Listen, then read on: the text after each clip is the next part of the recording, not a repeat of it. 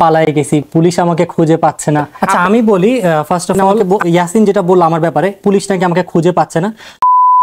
WhatsApp everyone, আসসালামু আলাইকুম। কেমন আছেন সবাই? আশা করছি প্রত্যেকেই ভালো আছেন এবং সুস্থ আছেন। সো গাইস, এবার সময় টিভির ইন্টারভিউতে রাকিব হোসেন এবং নুসরাত জাহান, অন্তরা, ইয়াসিন এবং মিথিলা যে গুজব ছড়াচ্ছে এই সব কিছু ক্লিয়ার করে দিলেন আমাদেরকে। তো আপনারা যারা রাকিব হোসেনের খোঁজখবর রাখেন তারা হয়তো ইতিমধ্যেই জেনে গেছেন যে রাকিব হোসেন সময় টিভিতে ইন্টারভিউ দিয়েছেন। তো সময় টিভির ইন্টারভিউতে রাকিব হোসেন, ইয়াসিন হোসেন এবং মিথিলাকে নিয়ে কি বলেছেন এবং আমাদেরকে কি আপডেট দিলেন, এই সকল বিষয় নিয়ে বিস্তারিত আলোচনা করব আজকের এই ভিডিওতে। তো ভিডিওটি শুরু করার আগে ভিডিওতে লাইক দিয়ে চ্যানেলটি সাবস্ক্রাইব করে পাশে থাকুন। আর ভিডিওর লাস্টে বলে দিব যে রাকিব হোসেন ইয়াসিন হোসেনকে নিয়ে ইন্টারভিউতে কি বলেছেন। সো আপনারা হয়তো সকলেই জানেন যে ইয়াসিন হোসেনের ফ্যামিলি এবং নুসরাত জাহান অন্তরার ফ্যামিলির মধ্যে একটা বড় ঝামেলা চলতেছে, এবং এইগুলো নিয়ে ইয়াসিন হোসেন এবং মিথিলা রহমান সময় টিভিতে একটি ইন্টারভিউ দেন এবং সেখানে তারা তাদের কথাগুলো বলেছেন। তো এক পক্ষের কথা শুনে তো কিছুই করা যায় না, তাই রাকিব হোসেনও গতকাল সময় টিভিতে